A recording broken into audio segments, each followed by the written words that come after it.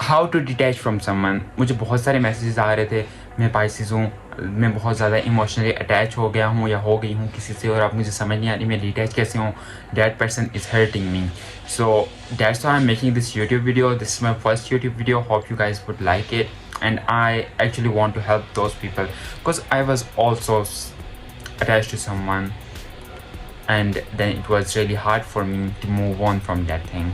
So the first and most important thing किससे detach होने के लिए जिस चीज़ की आपको ज़रूरत होती है वो ये कि आपको रियलिटी को एक्सेप्ट करना पड़ता है. Accept the reality. आप अपने माइंड में ये सिनेरियोस प्ले करना बंद करो कि व्हाट इफ़ ऐसा हुआ होता तो आज ऐसा ना होता, अगर मैंने इस बात की जगह ये बात बोली होती तो ऐसा नहीं होता. नहीं, जो भी हुआ है वो आपके अच्छे के लिए हुआ है. आज नहीं होता, आपकी एक बार आपकी बात ना बोलने से एक बार वो चीज़ रुक सकती थी, लेकिन कल हो जाना था, उसने परसों हो जाना था.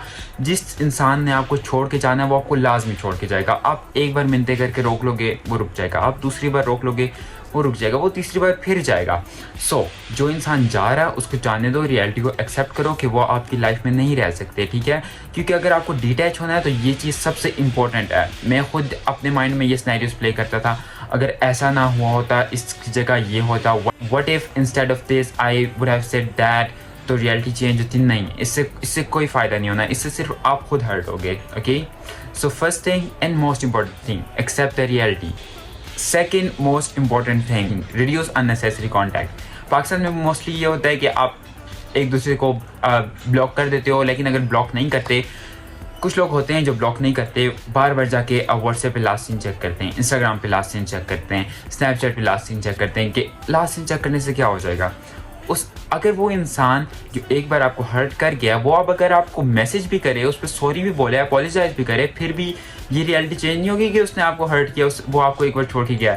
लास्ट सीन चेक करना तो दूर की बात, आप क्यों बार बार लास्ट सीन चेक कर रहे हो जाके, उससे क्या कुछ चेंज हो जाएगा? नहीं होगा. आप उल्टा अपने लिए प्रॉब्लम्स क्रिएट कर रहे हो लास्ट सीन चेक करके. आप अपने लिए प्रॉब्लम क्रिएट कर रहे हो कि आपसे मूव ऑन नहीं हो पा रहा, just because your checking their last scene.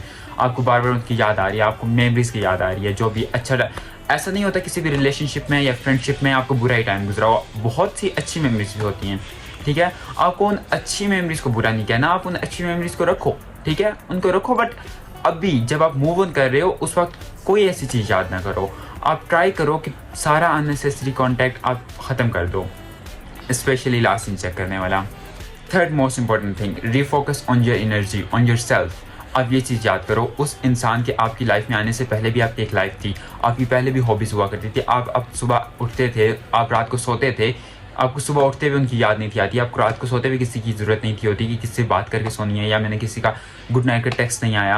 आपकी पहले वाली लाइफ भी तो थी. मतलब अगर आप उनके आपकी लाइफ में आने से पहले ज़िंदा थे, सांस ले रहे थे, अपनी चीज़ों में, अपनी लाइफ में बिजी थे, आप उनके जाने के बाद भी हो सकते हो. वो इंसान आपकी लाइफ का एक पार्ट था, आपकी पूरी लाइफ नहीं है, ठीक है. सो ये चीज़ आपको अपने माइंड में रखनी है कि अगर कोई इंसान आपकी लाइफ में आया है और वापस चला गया है, इट डजंट मीन कि अब आप बैठ के रोने शुरू हो जाओ कि नहीं ऐसा क्यों हुआ है. You are not the only one जिसके साथ ऐसा हो रहा है, बहुत से लोगों के साथ ऐसा होता है. सो आपको अपनी एनर्जी पे वापस फोकस करना है, आपको अपनी हॉबीज़ पे फोकस करना है, आपको अपनी सेल्फ ग्रोथ पे फोकस करना है. Go outside, go to gym, start cooking, start painting, any kind of hobby that you want, that you like, start doing it. सिर्फ यही चीज़ें हैं जो आपको मूव ऑन करने के लिए, किससे डिटैच होने के लिए आपको अपनी लाइफ में चाहिए, नथिंग एल्स. डिटैचमेंट में एक और चीज़ आपको अपने माइंड में रखनी होगी, there are some things you can not control.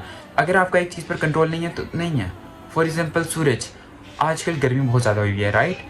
अब हमारा सूरज पे कंट्रोल नहीं है, राइट. हमारे सूरज पे कंट्रोल है, हम बाहर खड़े हुए हैं धूप में और हम ये कंप्लेन कर रहे हैं कि बहुत गर्मी है और मैं सूरज को कंट्रोल नहीं कर सक रहा. और आप अपने हाथों से सूरज को कंट्रोल करने की कोशिश कर रहे हो कि मैं किसी तरह बादल उसके आगे ले आऊँ. आप उसको कंट्रोल नहीं कर सकते, आपको चीज़ पता है, राइट. आप क्या कर सकते हो कि आप बाहर धूप से उठ के अंदर रूम में या छाँव में आ सकते हो. आप इस चीज़ को कंट्रोल कर सकते हो, आप सूरज को कंट्रोल नहीं कर सकते.